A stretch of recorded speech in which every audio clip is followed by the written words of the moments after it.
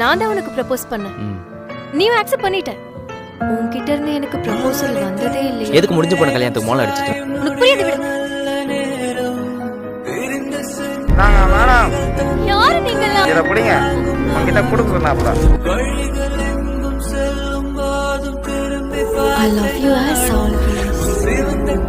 உன்கிட்ட இருந்து எனக்கு ப்ரப்போசல் வந்ததே இல்லையே. I love you as always. அந்த மாதிரி ரேபிடோல சிம்பிளா கூட வரலாம்.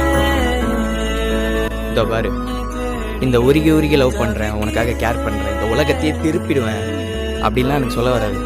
நான் இப்படிதான், நான் இவ்வளோதான். இப்படிலாம் நான் பண்ணதெல்லாம் கூட உனக்காக தான்.